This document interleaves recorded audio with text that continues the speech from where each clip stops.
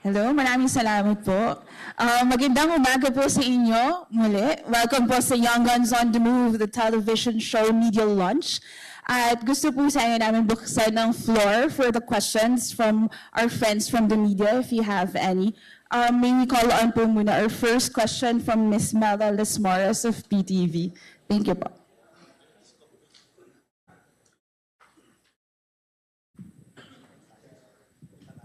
Hi, good morning po mga Kongs and congratulations po sa bagong show, Young Guns on the Move. Tanong ko lang po kasi from nakita natin, meron kayong pinakita nga sa Tacloban. Ilang episodes o mga lugar na po ba yung napuntahan nyo at ano po yung mga best practices at magagandang projects na nakita nyo sa mga distritong yun? Anyone can answer po.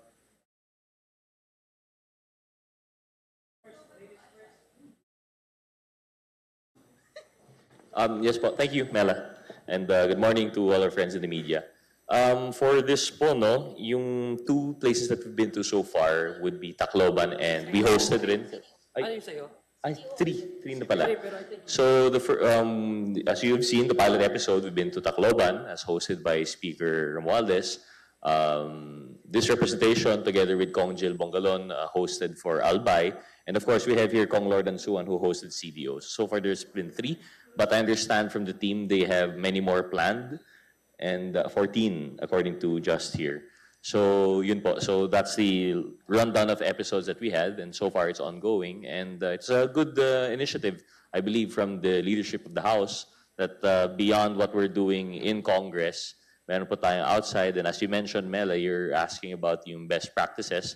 Some examples, siguro I'll just answer before we move on to the others. Yung sa amin po, for example, when we went to Albay, we've seen, although kami na po na dalawang party list, two congressmen who are based from Albay, we learned something from the other. Like from Kong Jill, I learned na yung medical missions po, that there is, of course, a bureaucratic process that we have to go through, and there are some ways in which we can access help which are not outright which are not obvious. So for example, yung dun yung sa Ako Bicol, it was the Tarabangan Caravan, which in Bicol was like a help caravan, in which they brought all of the services, yung medical service, through free medicine, yung service by the doctors mismo, and I believe they even brought laboratory equipment on site.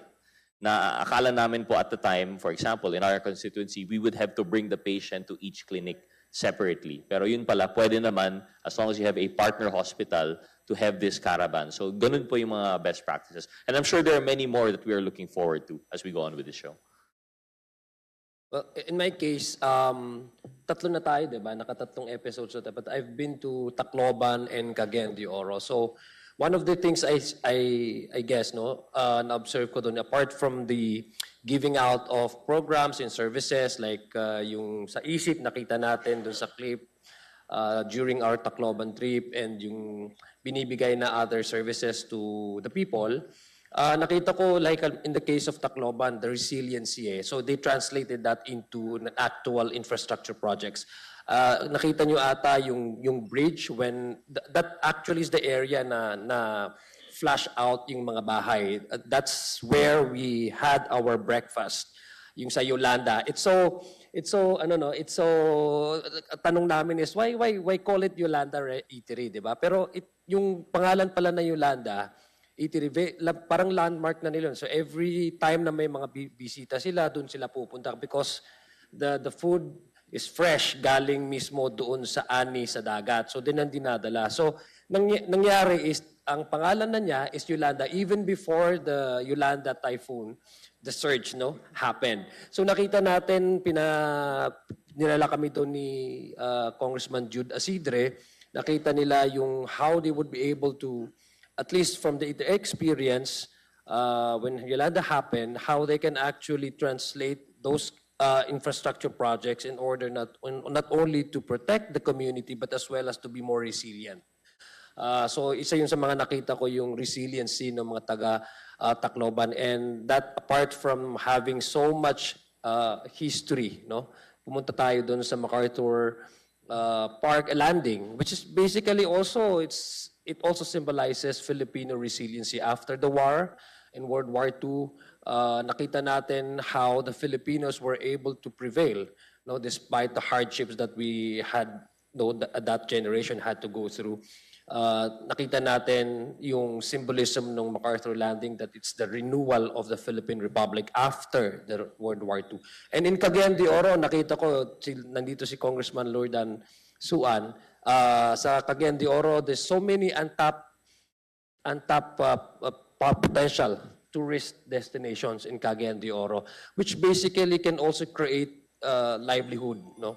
Pag may turista dyan, may mga tourism areas dyan, destination, talagang mabubuo at lalaguyo yung lokal na industry, no, sa negosyo. So nakita natin yung paano, halimbawa, si Congressman Lordan, how he pushed really for in making Cagayan de Oro as the water rafting capital in the Philippines, which I believe they deserve to be called that.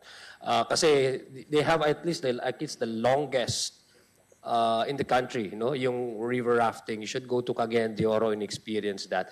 And we from the Young Guns, all of us will really definitely support that measure that Congressman Lordan would like to push to.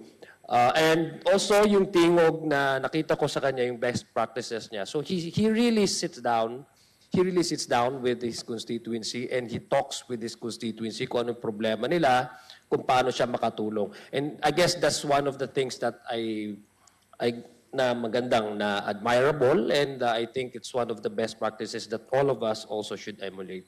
So sa akin, it's yung trip sa Young Guns on the Move, it's not only to see locations, visit different sites in the Philippines, but it is also educational in a way, and a learning process. Opo. And another question lang po, sa preview nyo po kasi kanina, nakita na solid and close na talaga yung mga Young Guns. Paano po ito nakakatulong at nagtatranslate naman sa pagganap nyo dito sa trabaho nyo sa Kamara? Yung nabuo nyo pong samahan sa Young Guns on the Move. I think with our camaraderie, no, yung solidity na sinabi nyo, it helps in work because it makes work faster, kumbaga. And mas madaling makipag-usap kung ano yung goals namin, which is mostly the same naman. And siguro the best example I can give personally, and natouch ako dito, when I was attacked and the Young Guns came to defend me. Ayoko nang i-elaborate ano yon kasi, tapos na yon. But makikita mo more than being colleagues and working here in the legislature. We're friends and we really do defend each other. Kung syempre, nasa tama din tayo, kami. And this solidarity of the group with the leadership of the House then, with the direction given by the House. Makikita nyo naman sa trabaho, yung results ng trabaho po ng House and ng Young Guns. Mag-add lang ako kasi nakita naman natin dun sa mga videos natin. Nakita. It's not just work. Of course, we all appreciate and understand the work side of what we're doing, yung ginagawa ng Young Guns. Pero nakikita rin po natin dito na, syempre, if you work really hard, you also, di ba, kailangan may work-life balance, work and play din. So, nakita nyo naman po nung sa launching, ang ganda tignan. Siguro understatement pa kayong nasabi ni Migs na yung support system namin dito sa Young Guns. Actually, parang ang dating nga ng launching na to nakikita nyo na yung pambansang barkada ng Pilipinas. O, di ba? Young Guns. Pambansang barkada, parang para kaming TGIS. TGIS ba yun dati? Hindi ko na inabot So, hindi lang basta-basta, like, we understand how serious the work is, but we also understand na kailangan din pagkatapos naman ng trabaho, meron kang hingahan, kumbaga. Kaya nandyan yung Young Guns, yung pambansang barkada. Salamat. Hi, ako just to add, sa amin, sa isa't isa sa Young Guns, marami na kami natututunan sa isa't isa. Being congressmen of our each respective districts, marami na kami nagawa, marami kami mga programs na nalunsad, na we always think na maganda sa aming kanya-kanyang distrito. But pag nagkikwentuhan kami, marami ako natututunan sa kanila na, uy, pwede rin pala sa District sa Maynila yan. Yung nagagawa nila sa kanilang distrito, pwede naming i-apply. Likewise, ako, may nasi-share din ako sa kanila na applicable sa mga distrito nila. And, we have each other's back. We learn from each other. And because of that strong camaraderie, mas maganda yung output namin sa Congress.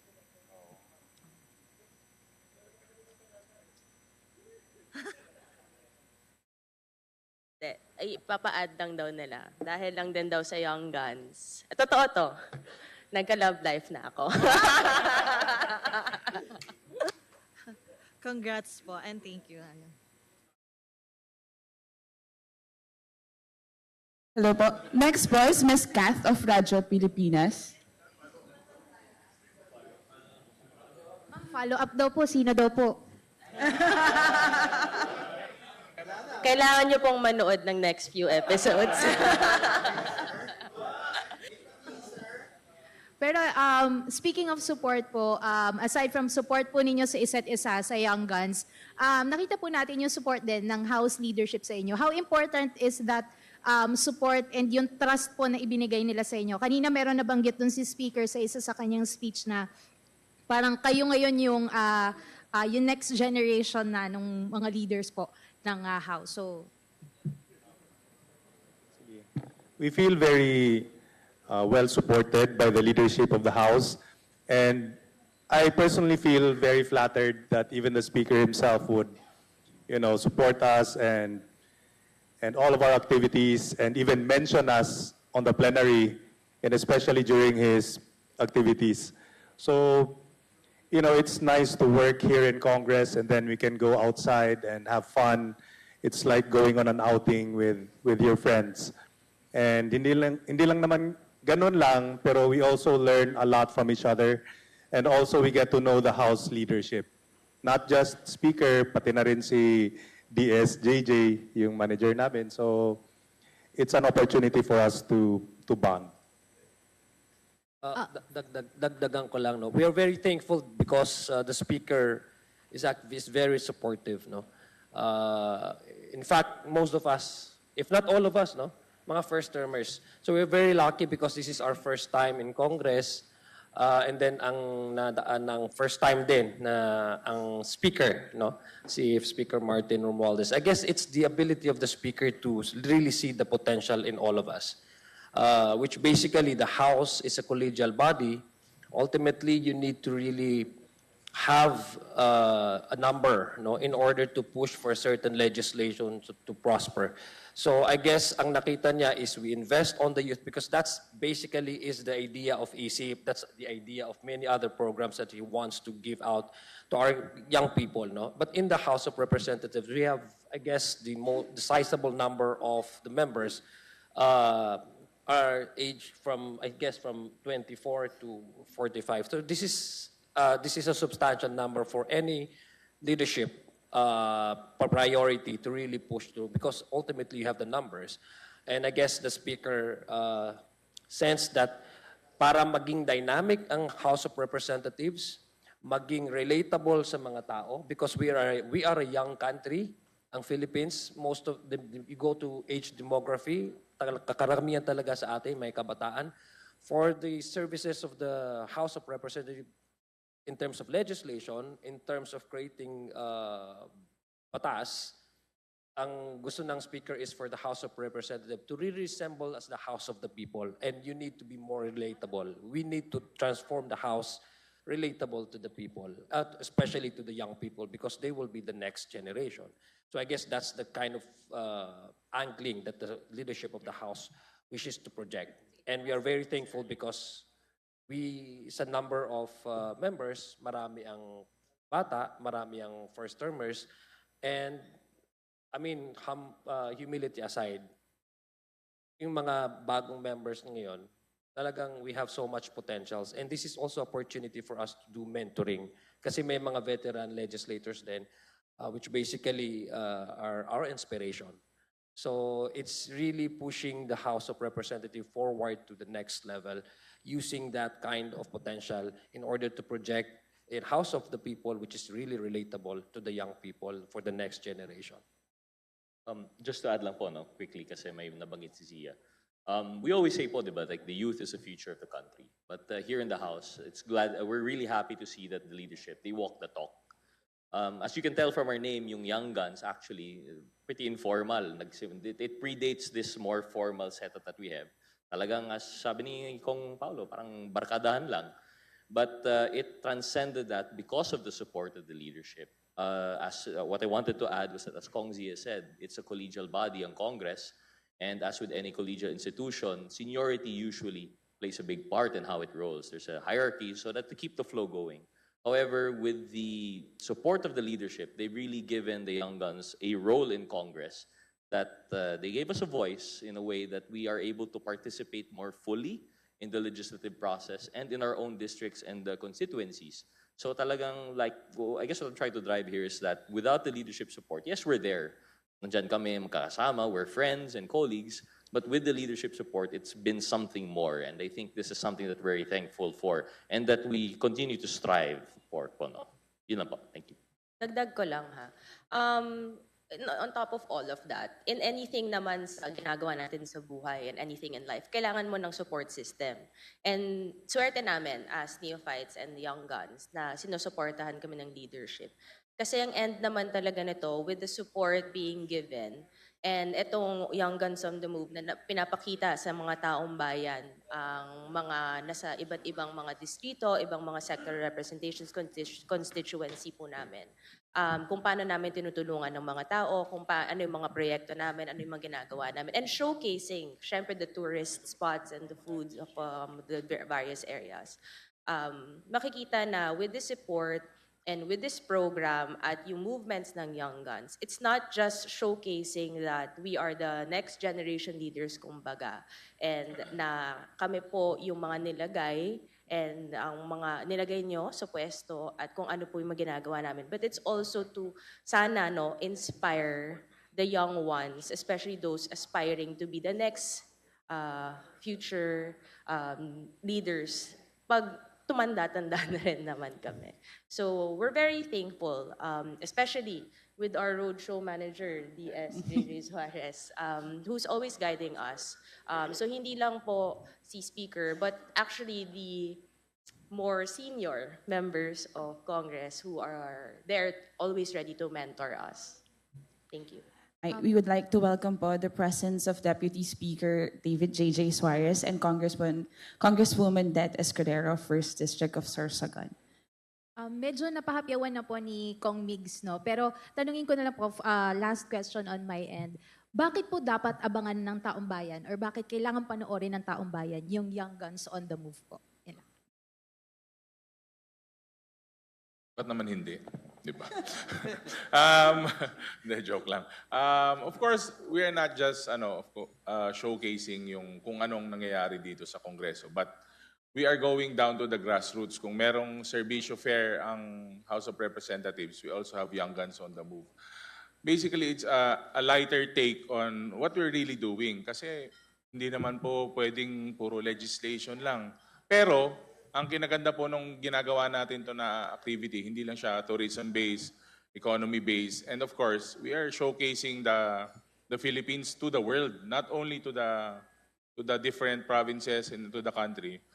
We are attracting, kasi naka-social media, so we are attracting more investors, we are attracting attention, we are attracting tourism through the eyes and through the services of the different congressmen from the different districts. So, alam po natin na lahat ng ginagawa natin ngayon is very much global na, melting pot ng we are all connected. So, kaabang-abang siya in the sense na nakikita mo, masa-spark yung curiosity mo. May ganito pala silang ginagawa sa La Union, may ganito pala silang ginagawa sa Maynila.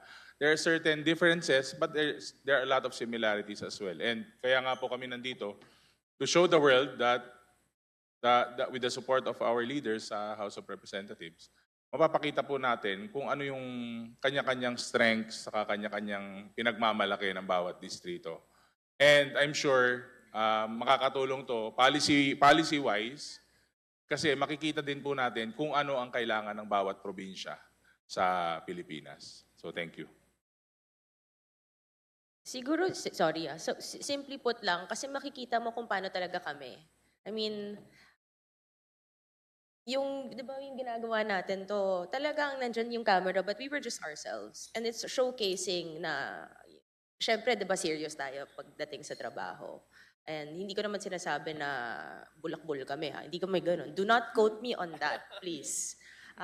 But tao rin kami at the end of the day. And we are proud of where we live. We are proud of what we want to show to the people. Yun nga, sinasabi ni Kong Pao, hindi lang sa mga Pilipino, pero sa lahat, no? The entire world, we are proud to be Filipino and to showcase what it means to be a Filipino and part of the locality. And as representatives of our various areas, sectors, and our constituents, na ito kami.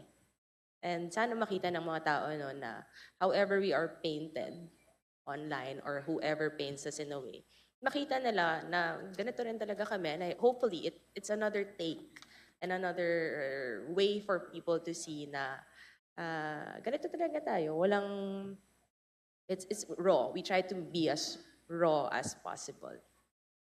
Thank you po. Mr. Red Mendoza po from Manila Times.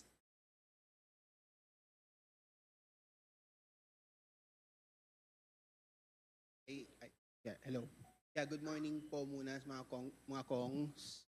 Of course, first off muna, of course, napunta niyo na po yung Leyte, Tacloban. You mentioned po na napunta niyo na rin po yung Cagayan de Oro. Saan pa po pupunta ang Young Guns on the Move sa mga succeeding episodes po na ito? On deck na po is Isabela, kila Congressman Ino D. Then we are planning already the La Union trip for the Young Guns on the Move. Tapos Marawi also. Inaayos lang po yung schedule. So north to south po yung next na few episodes. Total malapit lang naman po ang La Union. Baka gusto ring sumama ng mga media friends natin. Total isang bus lang naman yun. So kinilig kayo, no? Dahil inaayos na po namin. Papagandahin pa po namin yung mga next na episodes, pero yun po yung mga nakakalendar for the next na mga Young Guns on the Move na episodes. Thank you. Okay. Last question na lang me, of course. Gawin natin medyo controversial yung question na ito. Kasi we all know na malapit na yung 2025 elections. And maybe some critics, not all, some critics might think that this Young Guns on the Move might reek of, sabihin natin, kaipalan. What can you say about po doon sa possible na baka sabihin ng mga tao na ito ay isang malaking quote-unquote kaipalan na ginagawa ng mga taga-House of Representatives na ito? Sa akin, hindi naman kaipalan yung in-encourage mo yung ang mga Pilipino na mahalin ang kanilang bansa. Wala pong epal doon. And we are showcasing yung show na to, yung hindi lang yung yung mga magagandang tourist spots dun sa area na to, because we are also showcasing yung entrepreneurial skills ng bawat lugar. Like sa napuntahan namin, like sa Albay, no? Pinakita yung mga local na products na nanggagaling mismo sa Albay. In Cagayan de Oro, we went to, kasi meron kasing one town, one shop. One town, one product. Pinupunta natin sa Tacloban. So these are local products. In Cagayan de Oro, we also went to the shops and yung mga local products na naibebenta. So we are also helping yung mga MSMEs, yung mga micro and small businesses. Kasi ang Pilipino ay entrepreneurial by nature, di ba? So wala naman hong kaipalan doon because we are showcasing the true capacity and potential of every Filipino in every districts. And we're also showcasing yung mga magagandang lugar na pwedeng puntahan, ano yung pwede nating i-boost sa turismo ng ating bansa. So sa palagay ko, hindi naman ho yun, sa palagay ko, wala naman hong kaipalan doon. We're just very proud that we have so much potentials in terms of tourism, in terms of the potential local economy that we can boost. And basically to link one another with one another. Sabi nga kanina ni Kong Pao, we are moving from the north to the south. We are an archipelagic country and we have so much to go to see, no? We have so much to offer. And hindi lang sa ating mga foreign tourists, but even ultimately our local tourists. Tourism really can boost economy. I think at this point, no, kahit naman ata anong gawin namin, kahit anong gawin ng kahit sino, lalo na pagdating sa pag-vlog or paggagawa ng mga videos, may magsasabi na may magsasabing epal, di ba? But will that stop us? No, because we're trying to do something good here, to showcase something good, and to show people kung anong meron sa mga iba't ibang lugar. So if, di ba, may magsasabi nun, which I'm sure meron magsasabi nun, then so be it, we respect it. But it won't stop us. Kasi nasa good place naman to ang ginagawa po namin. Hopefully, hindi ganun kasama yung mga isasabihin, but, and open-minded ng mga tao. But sana, bago sila magsalita ng ganun, panoorin na lang. Yung mga mambabatas ang iba't ibang sulok ng ating bansa. Let us not forget that these young guns are legislators of our country. And the better they see the contour, the situation, the terrain, the life of our countrymen in the different districts, in the different provinces, then they can enact better legislation and better laws for our country. If they will be limited specifically dun lang sa kinaiikutan at pinalilibutan nilang mga distrito, I think the information and knowledge that they will possess will be limited as well. So, but allowing them to go around, to tour, to see, to appreciate, and to understand the scope of the Philippines, nasasabayan mo ng vigor, ng innovation, ng creativity, ng dynamism that they already possess, I think we can develop a new brand and a new generation of better legislators for our country. So I think this is one positive move when it comes to developing future public servants and future leaders for the Philippines. Thank you. Just to add, no, kasi nasabi na rin naman lahat, mahirap talagang maiwasan, no, na all the time may masasabi yung mga tao. But again, yung purpose naman talaga namin, no, for doing this Young Guns on the Move is, you know, to showcase our provinces in our own eyes. Kasi marami rin ng mga travel shows, no, na nagkalat ngayon sa TV, no? Pero this one is unique, no? Kasi this is through the eyes of course, the Kongs, no? So kitang-kita mo talaga locally, no? Kung paano namin nakikita yung probinsya namin. And it's a nice way to be able to share it to the public. Yun, again, nag-start naman to a few months ago. Nagkataon lang talaga na malapit na yung election, and I think even after the elections, no, even sa 19th or sa 20th Congress and 21st, tuloy-tuloy pa rin naman namin gagawin to until almost all of the provinces talaga ma-showcase namin one by one. Thank you.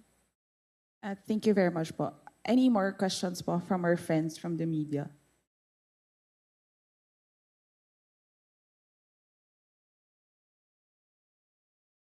Okay.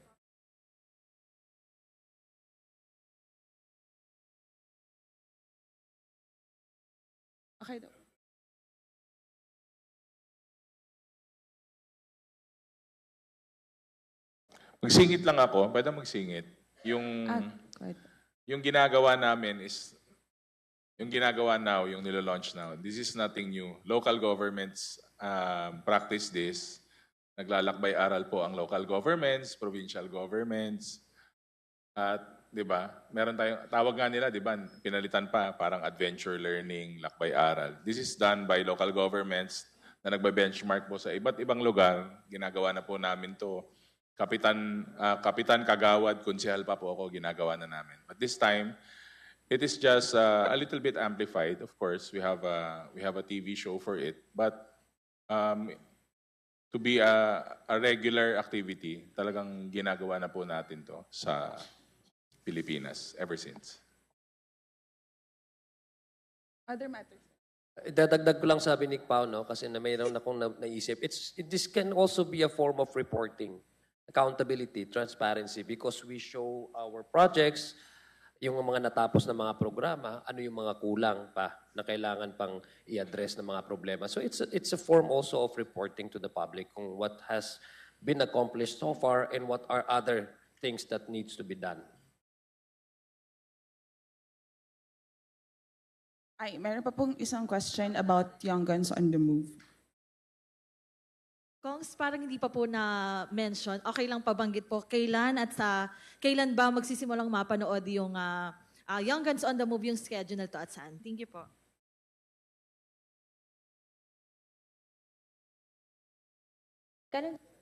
This Thursday?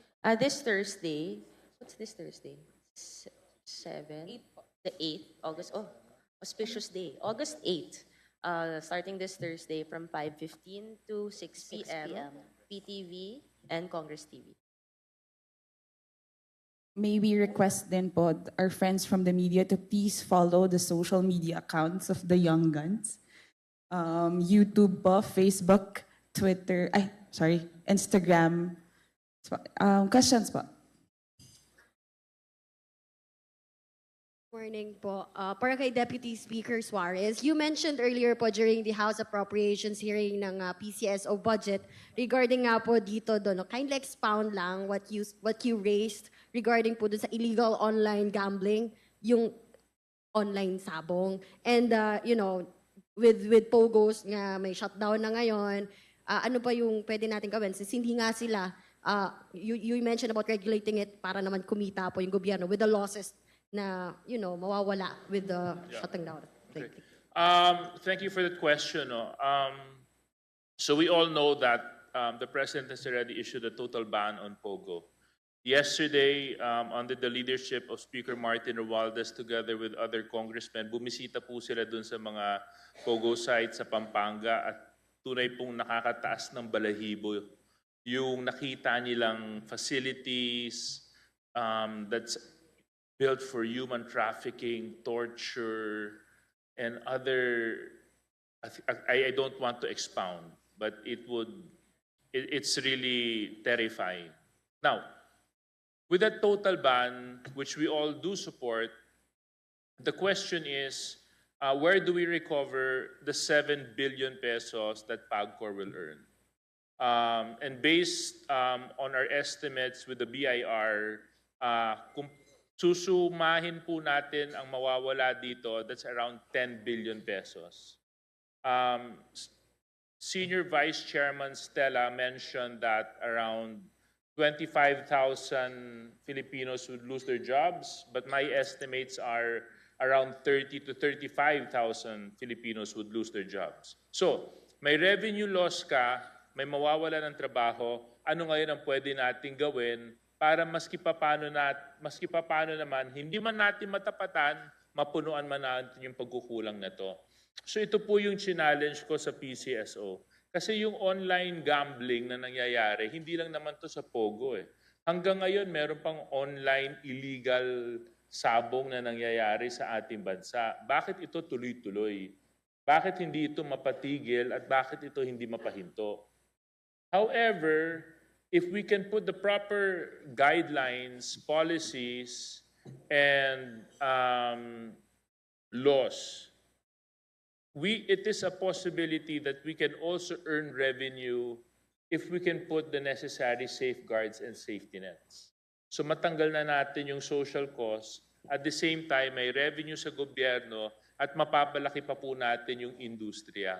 So ito po yung pinag-uusapan po namin kanina, yung off-cockpit betting and in-cockpit betting, basta hindi online. And I challenge the PCSO to look into this. Maybe it's a revenue potential for our country so that we can also offset the losses brought about by the POGO ban. So yun po, Marian, yung napag-usapan po namin kanina. So ang napagkasunduan naman namin with PCSO, they will be preparing a legal paper to be presented to Congress.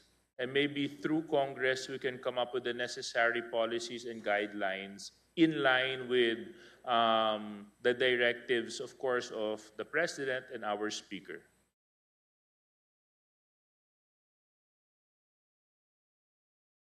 Hello po, ma'ams and sirs. Gabriel Lalo po from Inquirer. Curious lang po ako kung meron kayong particular na focus for these budget hearings. Meron kayong inaabangan na agency na medyo isa-scrutinize?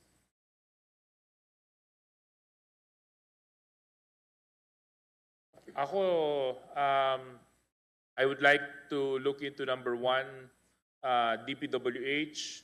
I would like to look into MMDA. I would like to see a national flood control plan to totally address the challenges brought about by climate change. One thing that we have to realize is itong mga solutions natin sa baha to address flood mitigations na naisip nung panahon na 1990s at 2000s, it's not anymore applicable now. I want to see innovative solutions to address the challenges brought about by climate change, knowing that the country is one of those that will be most visited by typhoons and other weather disturbances. So those are two issues that are very critical to me. Number three, I would like to also look into the budget of the Department of Agriculture. Gusto ko rin po makita kung paano po natin mapapataas yung production natin. At the same time, tumaas din yung kita ng ating mga magsasaka at mangingisda. At panghuli, siguro doon sa mga inaabangan ko pong mga budgets na babantayan ko po, ay gusto ko rin po makita yung performance ng DepEd. With the new secretary at helm, I would like to see what the direction of the department is when it comes to improving the competitiveness ng ating mga kabataan, knowing that we have been performing miserably compared to our ASEAN neighbors. So, but given that we're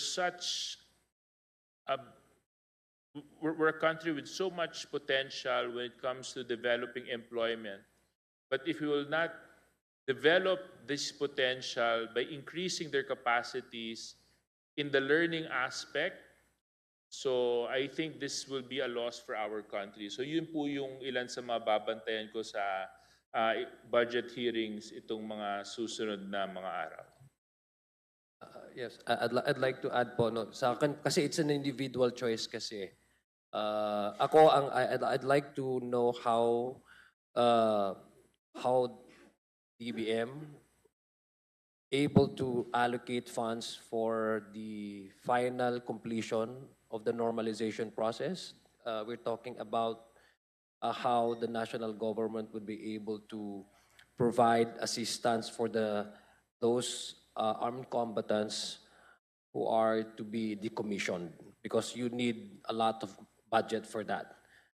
Yung decommissioning process for the normalization, because this would definitely spell out stable peace and order in my region, and this would also bring about development and progress. Once you solve the problem of in the case of in my region, the peace and order, you would definitely open up spaces for potential investors, no, both locally and international investors.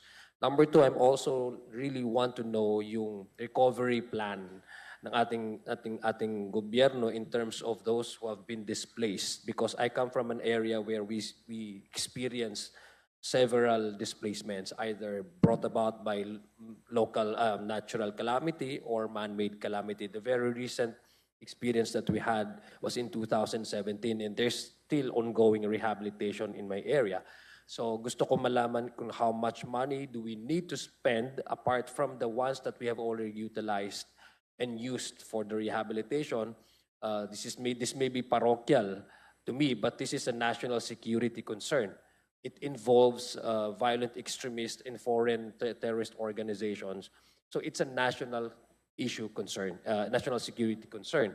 The compensation for those who have been displaced, Gusto ko rin malaman ko how much money was actually utilized and how much money do we need really to spend para makita po natin yung final completion. Ultimately, ang nakita ko, alam ko, ang isa sa mga agenda ng ating this current administration, so tulad po ng sinabi ni Deputy Speaker JJ Suarez, is yung impact ng global warming, right? Yung climate change, as sinasabi. I think there are also plans of putting up evacuation centers in every provinces, because napansin natin pag may calamity, nawawala din ang eskwelahan, no? Nagagamit yung mga schools natin for temporary evacuation centers, which actually disrupt the flow of the regular classes. So dapat magkaroon talaga, and I support that, yung plano na magkaroon in every provinces to have a more sophisticated, hindi lang siya evacuation centers, but also available yung mga equipments for tracking and for monitoring yung mga klaseng calamity na darating. So yun lang yung gusto ko. It may sound parochial, but it also borders national security concern, and it also borders the issue on peace and order. Mag-add lang ako doon kay Deputy Speaker JJ. I'm sure yun lahat po ang lookout natin for this budget season kasi very timely. Pero like for me, may local concerns din kami, yung mga access roads namin kasi we're opening up the T-Plex already, going to La Union. So lalampas po siya sa distrito natin after San Juan La Union, which is Bacnotan. And malaking impact po ito sa district namin kasi we're raking in about more or less 1.5 to 1.7 billion ng tourism income sa province namin. So malaking bagay po yung mga access roads. And bigla ko pong naalala yung sinabi ni Congressman Rog dati na sana bumalik tayo sa pagka-grade 1. Yung tamang pagtapon po ng basura kasi we all saw this during the last onslaught of Typhoon Karina. Napakadami pong basura nung na bumaba po yung baha. Even on my way home sa probinsya, dyan sa may NLEX, parang nakasabit lahat ng basura sa gilid ng mga roads. So sabi ko nga, gagawin ko bang mini crusade to na maghanap ako ng other solutions kasi apparently, parang hindi po nag-work yung local segregation natin, yung barangay segregation. And maybe it's time to explore waste to energy solutions. Maybe it's time to explore other solutions. And dun po sa part ng public works, I'm sure may mga hard infrastructure projects po sa solutions po na hinahanda nila. Pero one thing that I would like to see is yung soft engineering solutions, yung bagay na hindi kailangan ng napakalaking pondo pero epektibo po, lalo in certain areas po ng ating mga barangay, lalo po yung mga spill areas, lalo po yung mga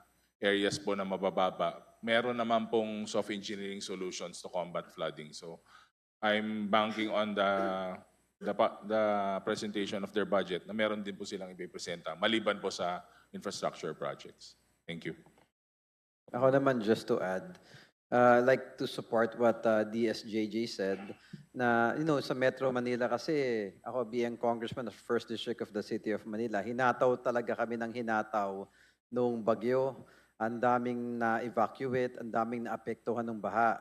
It's really unfortunate. Ako naman, I'm proud to say, at least in my district, nung tumigil yung ulan, humupa agad. I want that sana mangyari sa ibang parts ng Metro Manila. Na yes, true, pag malakas ang ulan, meron tayong mataas na rainfall, talagang babaha. Pero dapat humupa agad. There are some areas in Metro Manila na ilang araw na nakalipas, baha pa rin. That's why what DSJJ said na sinusuportahan ko, dapat holistic yung approach and innovative. Hindi pa pwedeng yung mga lumang plano, yung pa rin ang gagawin with different challenges na presented to us by climate change. That's one, no? Sa DPWH yan. And number two, ako would like to check with the Philippine National Police. There have been reports that there are some Chinese who are able to own and possess firearms. I would like to dig further dun sa mga reports na yon kasi gumagamit yata sila allegedly na mga Pilipino na magmamayari o placeholders lang na sila ang may lisensya ng baril, pero ang mga armas nasa mga Chinese nationals. So it's very unfortunate na may mga ganong reports. I would like to ask Chief PNP Marbel, ano ang mga actions that the PNP is doing to, to prevent things like that from happening? Multiple reports have been coming in. So those are just a few of what I would like to scrutinize when the budget hearing comes. Thank you. In addition lang po siguro, and properly mentioned by Kong Zia, you asked this question, it's a lot of departments are gonna come out kasi very personal po to sa amin individually. For me personally po, first and foremost, I guess what's on our mind is dun sa flood control. I agree with DSJJ Suarez.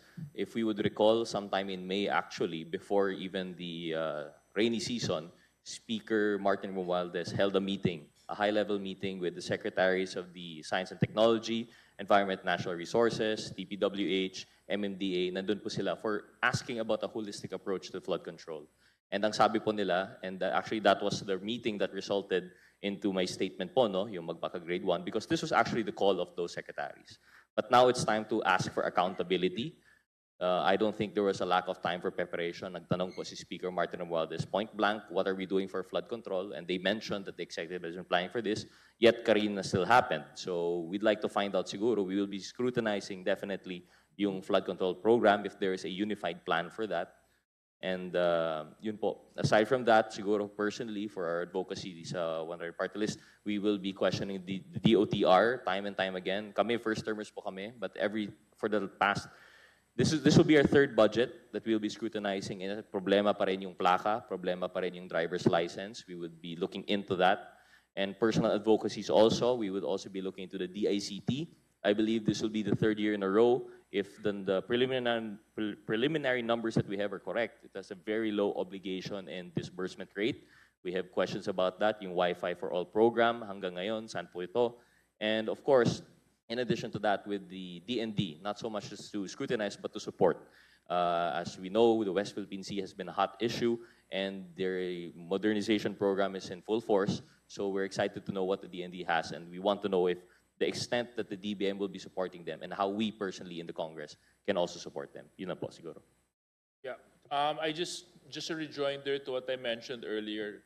I would also like to make sure that the budget for our BPSF and other social amelioration programs are intact, if not even kung kakayanin nga, madagdagan pa natin ito dahil nakita naman natin yung napakagandang epekto ng mga naitutulong natin sa ating mga kababayan, especially itong AKAP.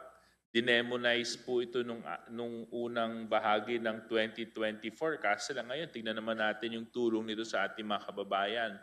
Pangalawa, gusto ko rin po siguraduhin na intact ang pondo ng 4Ps. Ayaw ko pong makita ang mga nangyari nung nakaraang taon nang ninakawan po ng, hindi ko nasasabihin kung sino, kasi lang nandun na naman yun sa mga last interviews natin, yung mga kababayan natin ang pondong dapat na pakinabangan nila. At kung babalikan po natin yung SONA ng ating mahal na Pangulo, meron po siyang ibinida dong 2 success stories ng 4Ps program. This shows the performance and the effectivity of the program that should be protected. And we have to make sure that the fund for this program is actually intact.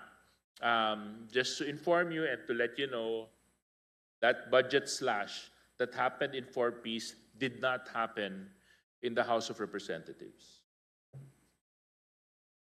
Just to add, personally, we are facing a water crisis in our city, especially in my district, where there is a problem with very high non-revenue water in Cagayan de Oro City. So that's the only thing that I'm focusing on. We have almost 50% non-revenue water, which means that I have to scrutinize the budget of the DPWH and as well as the local water utilities administration as to how we can remedy this situation. Because I'm unable to work on other national issues if even my backyard is in trouble. So we have to focus. Sometimes we have to focus on ourselves first. Good morning po ulit. Hingi lang po ako ng reaction sa ating mga Kongs. Nito pong nakaraan, si Senator Robin Padilla ay umakyat na po sa Supreme Court at humingi po siya ng authoritative declaration para po masettle na kung paano po ba yung magiging botohan dito sa ating isinusulong na charter change. Ano po nga reaction po ninyo dito sa hakbang niya na ito? I think it's best that, we wouldn't want to interfere with the processes of the Supreme Court, given that the petition is already in the Supreme Court. So we will just have to wait and see how the Supreme Court would decide on this matter. With regards to the position of the House, we have been consistent as to where we stand when it comes to constitutional amendments and constitutional change. We just hope that the Senate can be in line with us when it comes to improving our Constitution to address the present challenges faced by the Filipino people. So personally, I think it is a welcome development. But again, when it comes to how and the decision-making processes of the Supreme Court, siguro hayaan na lang natin yun doon kasi nasa kanila na yun eh. At syempre, ayoko naman pong sabihin na pinakaikialaman po natin yung desisyon ng ating mga kagalang-galang na mga justices na bumubo ng Korte Suprema. Last na po on my end po, speaking po of budget pa rin, ano po yung ating magiging focus po pagdating naman po doon sa ating West Philippine Sea because recently po na-monitor po na halos kompleto at tapos na po yung mga Chinese structure at military equipment doon sa itinayong ano ba to, parang fake island po ng China dito po sa may Subi Reef. And ang medyo nakaka-alarm nga daw po doon is ito po halos parang mga military equipment, may hangar, may radar, at meron pa pong mga antena na nandoon. So as mentioned earlier, we would follow the executive, the president being the chief architect of our foreign policy. We will do all that we can in the legislative to support that. So as mentioned, siguro ang related po dito would be whatever that our AFP would need through the DND, we will be supporting that. Whatever that our PACG will be needed, the Philippine Coast Guard, these are the departments and agencies siguro po that we would have to watch out in relation to that. And siguro an ancillary would be the DFA, if they would be needing budgetary support for whatever diplomatic moves that they would have to take. These are things that we will be scrutinizing and definitely supporting po. Thank you po. Our next po is Sir Vic from Net 25. Good morning po. May we know the reaction of our young guns in the House of Representatives regarding inflation?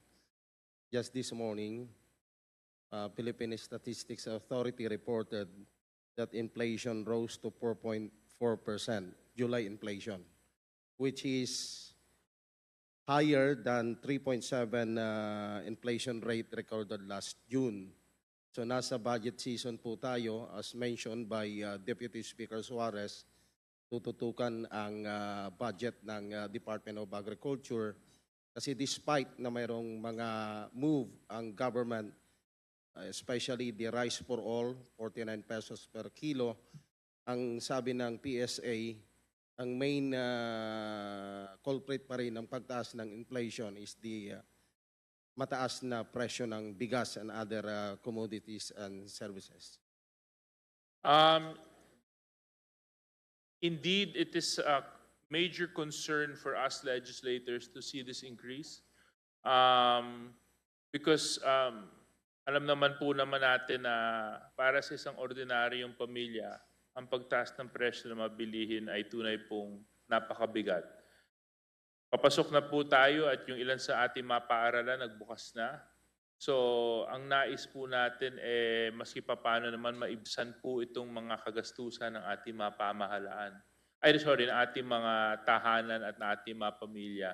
Kaya nga po nabanggit ko unang-una na napakahalaga na itong mga social amelioration programs na naitutulong ng ating pamahalaan sa mga Pilipinong higit na nangangailangan ay dapat tuloy-tuloy. At meron po tayong sektor na ngayon na natutulungan din kung saan sila po ang napapabahagi sa near poor sector, and now they're receiving assistance, and ever since this sector has never received assistance.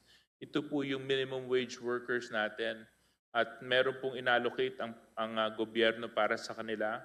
So we have to make sure it's properly implemented as well. You mentioned the Rise for All program. Makakaasa po kayo na itong mga susunod na mga buwan, mas mapapababa pa po natin ang presyo ng bigas. At sa palagay ko, mararamdaman po ito ng bawat Pilipino dahil ito po ay sa sikmura po nila ang mapapakinabangan. So we're not turning a blind eye when it comes to addressing inflation. And in fact, this is another issue that we want the executive to explain to the legislation, to Congress, how they're going to address it. But given what I have seen so far, I am confident that we will be able to address the challenges brought about by inflation. To add lang, no, let's not single out the Philippines being affected with the inflation. It's a worldwide thing, especially with what had happened recently with the crash of the Japanese and the Taiwanese markets. The US is also, their markets is also falling, no, may decline, which is affecting everything worldwide, not just the Asian markets, but also the European markets and the US markets. Ang tingnan po natin, ang may ginagawa ang gobyerno natin to address this worldwide crisis on inflation para tumulong sa mga sa ating mga mamamayan. So, itong pangyayari na to, hindi lang sa Pilipinas, sa lahat na nangyari, pero ina-address po ng ating gobyerno, ng ating administrasyon, kung paano hindi natin masyadong mararamdaman, lalong-lalo na sa mga ordinaryong Pilipino na talagang naghihirap, no, to pay for their daily sustenance. Yun lang po. Thank you po. Yes po, Sir Haji po from Brigada News. Good morning po mga Kongs. One question lang po kasi recently may inilabas po yung Makabayan Block. May I just know your thoughts on the unprogrammed appropriations? Although may petition po na naka-file sa Supreme Court, but it's a different issue naman. Ang sinasabi ho kasi ng Makabayan, over the years, the last 3 years probably, parang palaki raw po ng palaki or lumolobo daw po yung unprogrammed appropriations which they called congressional or presidential pork. Yun daw po yung bagong presidential pork or congressional pork. So ano po yung reaction lang po natin doon sa nilabas po ng Makabayan? Thank you po. Thank you. Hindi ko pa nabasa yung ano nila no, yung statement about it. But kaya nga po yun ang lookout po ng ating House of Representatives pagdating po sa budget hearing kasi unang-una nga kailangan may mga innovative na solutions na rin po na ipipresenta itong mga different departments and agencies para po syempre mas confident tayo na i-approve yung mga pondo na kinakailangan nila. Pangalawa, of course, kaya po may budget hearing, kaakibat po yan ng maayos na pagpaplano ng buong budget, hindi lang mismo yung may ibibigay na pera po sa kanila. So, yung question mo about the program, syempre, patuloy nating tututukan yung budget, uusisain, para gayon, yung tamang appropriation at yung nararapat lang na appropriation, nakaangkla po siya sa maayos na plano, which is yung sinubmit na AIP sa bawat pong department na sumasalang po sa budget hearing. So, sige. Well, to add in addition to what Congressman Pao, no, I think it's a wrong angling. Yung sinabi mong ano yun, pork barrel. The unprogrammed funds basically source out from the potential revenue that is coming. No? Hindi ho yan yung andyan na yung budget tapos ilalagay mo lang sa tabi at di mo papangalanan, tama ba? Papangalanan, no? Pasensya na, Tagalog ko. So these are possible potential revenue that we may collect, no, in the coming months. So I guess yung sinabi mong it's a pork barrel. It's a wrong angling of how the program funds is. Kasi unang-una, pwede rin sabihin natin na there are so many potential revenue that we may collect, and that's why our projected unprogrammed funds would be this much. No? So I guess that explains kung bakit may mga in the budget may talagang portion dyan na hindi mo ma-spell out because hindi pa talaga siya dumating at potential pang darating. In addition to that po, siguro, definitely first and foremost, we want to make it clear whatever the Supreme Court would rule and decide, that would be welcomed. If we need clarification, if the interpretation of whoever filed this petition po is that there is unconstitutionality or it is not clear how we should proceed, then at least a clarification for the Supreme Court would be welcome. But with that said, the personal opinion lang po, as mentioned by Congressman Adjong, yung unprogrammed appropriations po, this is part of the budget because naturally we cannot allocate, we cannot appropriate what is not part of the bill. So as mentioned, we have usually targets po, yung BIR and the Bureau of Customs, very hardworking agencies. We cannot predict precisely kung magkano po talaga makukuha in the budget. So if ever lumampas po sa target, doon po pumapasok yung unprogrammed appropriations. Ang understanding po namin dito is that kung wala po unprogrammed appropriations, and note, we are already borrowing for our budget po, no? Whether or not we are going to hit our target, we're going to borrow. So, hihiram po tayo ng budget, tapos lalampas naman pala po yung ating target dun sa nakalaan sa budget. Sayang naman po yung pera that has come in, which could have been used for that year. If we wait for the next year, my understanding po, no? So if we wait for the next year, that would be a waste of the funds as compared to if it could be used now. And that's the precise reason for having unprogrammed appropriations, because they would already specify what will be used and where. As compared to po, kung wala pong unprogrammed appropriations, hindi po talaga yun magagamit. Thank you very much po. Our last two reporters po, Sir Earl Tobes from IBC 30. Good morning po, good Congressman. Earl Tobias, IBC 13. My question would be for Kong Zia. Kong, sa mga nakaraang proceedings ng War on Drugs hearing natin, you mentioned you amplified your call na nakaka-alarma na may mga unidentified gunmen na hindi mahuli and nasa mga kalsada pa rin natin as of now. Ngayong magpo-proceed, sir, and merong direktiba si Speaker na and si Majority Leader na magpapatuloy yung mga pagdinig natin dito alongside with the budget hearing. Meron din ba tayong anything na tinitignan sa budget allocation to prevent or to fund yung para ma-prevent yung ganitong klaseng mga pangyayari pa sa mga susunod na taon, sir? Well, unang-una titingnan natin kung paano i-police yung streets. No? Apart from the actual policing, you also have the intelligence fund for that because you need to gather information from the ground. No, kailangan mo talagang magkaroon ng sizable knowledge and information for you to be able to track down. Kasi mostly in the previous administration, most of the cases na involved with yung anong tawag yun, yung mga nakamaskara, yung vigilante type of killings, ay up to now hindi pa sila nakukuha. No? May mga kaso na hindi pa talaga na-identify yung mga gunmen nila. And sa doon nga, during the EJK investigation, lumabas na sa sobrang dami, hindi natin alam kung paano pa ang ating kapulisan and yung follow-up investigation nila doon para ma-track down kung sino talaga yung gumagawa nun ay may finally put to behind bars. No? So I guess yung pagdating naman sa budget natin, titingnan natin kung how much. Dapat makita mo muna kung saan lugar talaga ito nagkaroon ng concentration. That's number one.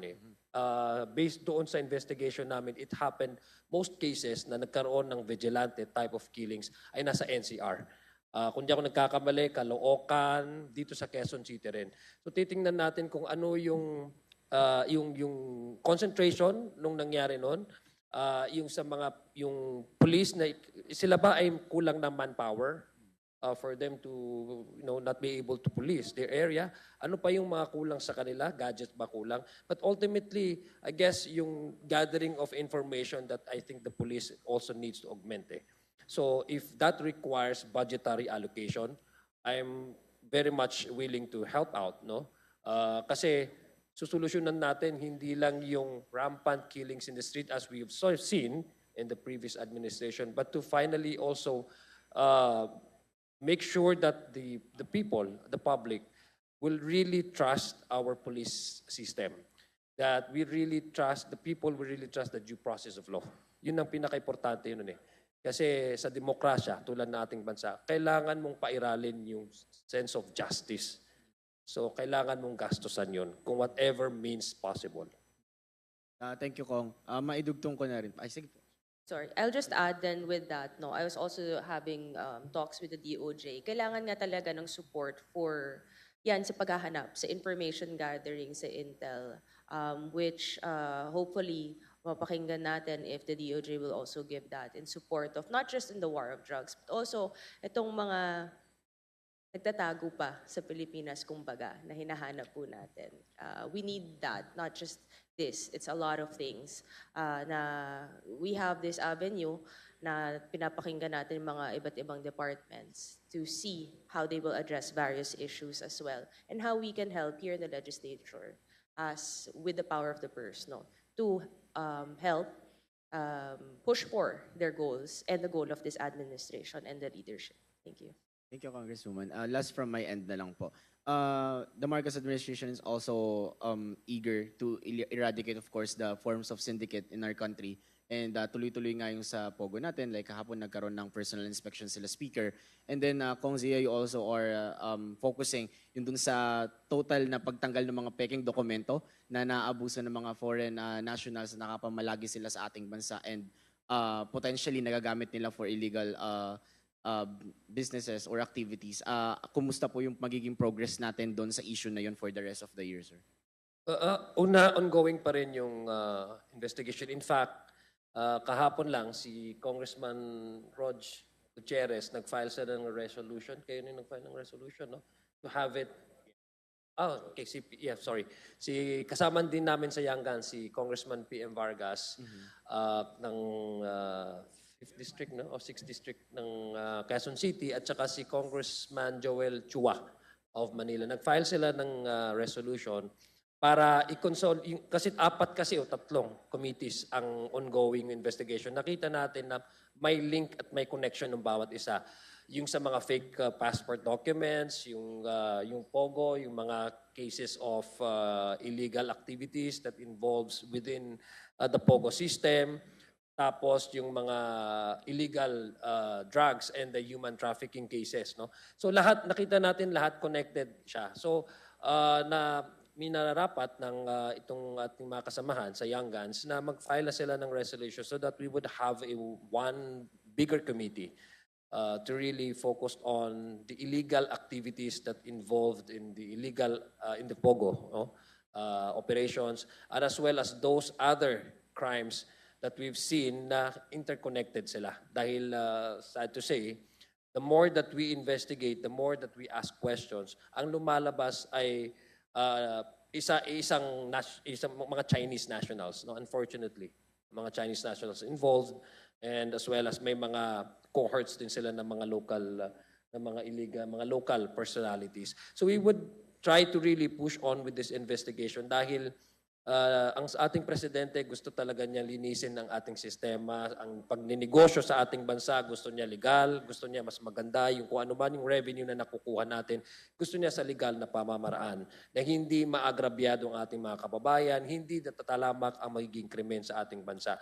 So very clear yon ang pagsabi niya na we should ban the POGO, and that's what we're doing now in the House of Representatives, and hopefully in the coming days we would have the quadruple ba or triple quad committee. So this will be the committee on human rights, committee on public order, committee on public accounts, and committee on dangerous drugs. Thank you, good Congressman. In addition lang po siguro, just to drive the point po, no, as mentioned by Kong Zia, we in the House, we are supportive of the direction of the administration. As mentioned, the directive during the SONA was the eradication of POGO, and that comes with a vast number of complex issues. Nakita po natin yun dito sa House. Kung nasusunod po natin yung mga committee hearings, abante po in one hearing, but it would be stopped because it's now going into the jurisdiction of another committee. Or if not naman yung issue of jurisdiction, yung resource persons naman, kasi sabay-sabay po yan. Yung resource person na kailangan ng isang committee, nandun pala sa kabilang committee.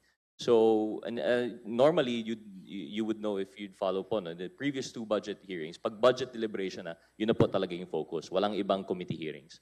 But standing by the commitment to supporting the administration, the House has, the wisdom of the leadership has decided to hold this quad committees po, no, together. Hopefully, if it would be approved on the floor, as mentioned by Kong Zia, approved na. So, with that motion, it's really a symbol, it signifies the intent of the House to really pursue this very complex issue. As mentioned by Kong Zia, yung issue po ng POGO, the syndicate with the fake documents, influx of citizenship, drugs, and in public order, all interconnected, and it can't be one or the other only through this committee. So, doon po yung direction po natin ito. Thank you. Thank you. Thank you very much po. Our last question for this press con is from Sir Red from Manila Times. Good morning po ulit. Last question na lang po, and I know medyo controversial itong tatanong ko kasi may lumalabas ngayon na naman na inaakusahan si President Bongbong Marcos ng drugs coming from a person named Cathy Binyag na sinasabi daw ay quote unquote I'm quoting this na quote unquote daw ay kalaguyo daw ni Tony Boy Florendo. I mean, lumalabas itong mga issues na ito coming from influencers of the other side. And their aim is to put the president in a bad light. They're pushing the president into they're putting the president into a bad light na they're pushing it na they want to let the president go and parang mag-resign siya and then paupuin si Vice President Sara Duterte. What is your take on these issues po na lumalabas po against the president? You know, I think it's not just the president getting these kinds of attacks from different influencers of what you were saying, the other side, no? The other side. Kung ano man yun. But it's scary na papayagan ba natin to na ang sarili nating presidente ay sinisiraan with baseless accusations, taking advantage of social media, online, to misinform, and which is what we were trying and have been trying and still pushing. I think the president also urged the media, our media friends, to help fight disinformation, misinformation, these kinds of things. Kasi it's being taken advantage of. These so-called influencers nga ba talagang tawag sa kanila if they're trying to push for siguro chaos or siguro to make Filipinos fight against each other. Diba? Hindi naman tama. Yung nakakatakot lang talaga dito na kaya mag-atake ng presidente. Not just ordinary people. So kung yung presidente kaya mo atakihin, ano pa kaya yung mga ordinary mga tao? Nakakatakot. Diba? And this is what we're trying to do here in Congress. Na, look at ways to fight it, and siguro pass legislation, hopefully, no, para matigil na to. And yun nga, titingnan natin yung mga budget din ng ating mga police, ng ating mga prosecutors, sa DOJ, para makita how do we go after these people? How do we make them accountable? Kasi hindi dapat tama to eh. And this is the time to look at the budget to help on how we can fight against misinformation, disinformation, and to go after these people na hindi talaga dapat ginagawa to. Lalong-lalo na sa ating presidente at sa administration na to. Ako, just to add, saan galing yon sa kabila? Kung galing sa kabila, alam nyo kasi, sa Tondo may kasabihan kami, kapag hindi mo kayang itaas ang sarili mo, hahatakin mo na lang ang kapwa mo pababa. Yun ang madaling sagot dun sa mga pangyayaring yun. Kaya it's not worth dignifying. That's the easy answer to the question.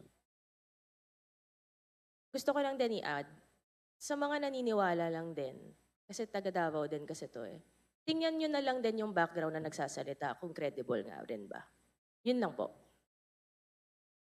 Thank you. Thank you very much po. We would like to ask our young guns for their closing statements. Let's start po with the Congresswoman from 1st District of Sorsogon, Congressman Det Escudero.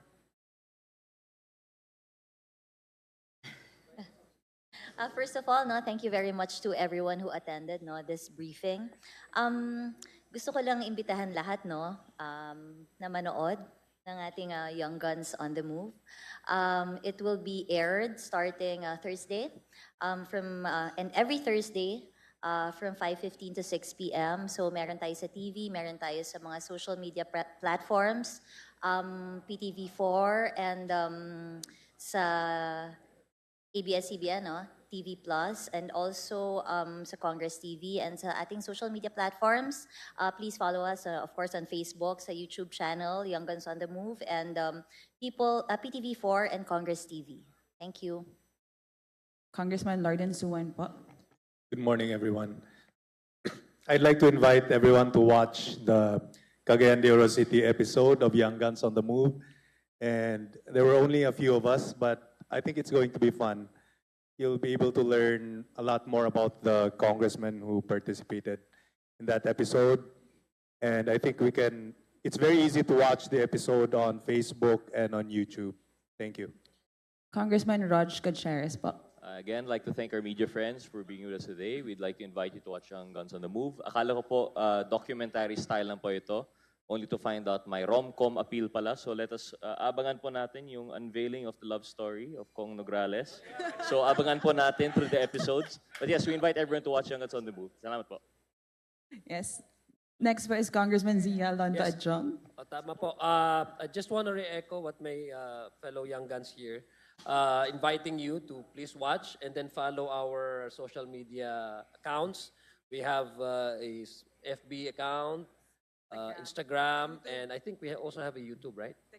Yeah, and TikTok. Please follow them. And I'm excited to also invite my fellow young guns here. In Marawi City, we're going to film maybe last week, depende yan, pag-usapan pa namin yan ni Kong Pao. So, but definitely before the break, we will be in Marawi City to shoot our episode in Marawi City, Young Guns on the Move in Lanao del Sur. So marami pong salamat for the opportunity and thank you for joining us here today in the launching. Congresswoman Attorney Mix Nograles. So we'd like to invite everyone to watch Young Guns on the Move for our next remaining episodes para makita nyo po kung ano yung mga ma-offer ng mga iba't ibang lugar, ng mga iba't ibang congressmen sa kanilang mga areas, no? And follow also all our social media pages para hindi nyo lang makita kung anong ginagawa namin sa aming mga lugar, pati na rin dito sa Kongreso para you'll get to see sino ba tong mga new generation young leaders na inyong ninagay po sa pwesto. Thank you. Congressman Paulo Ortega. Naimbitahan nyo na po lahat. So, awisak amin, apo, dagi gagayam tayo, kakabsat tayo nga Ilocano, nga kitaan tayo datoy, buyaan tayo datoy napintas, nga show, nga rugrianan dito House of Representatives, apo, datoy Young Guns on the Move.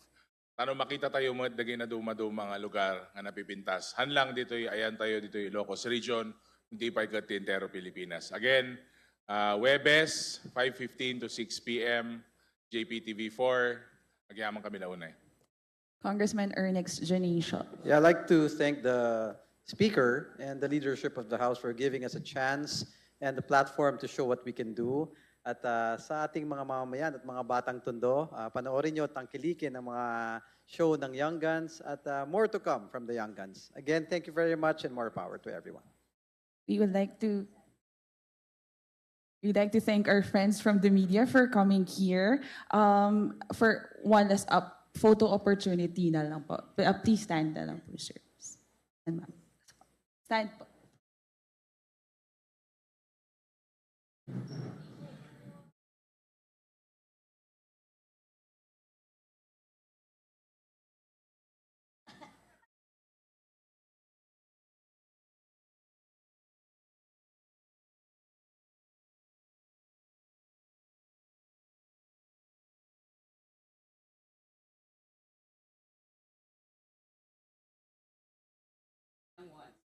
And the one's young.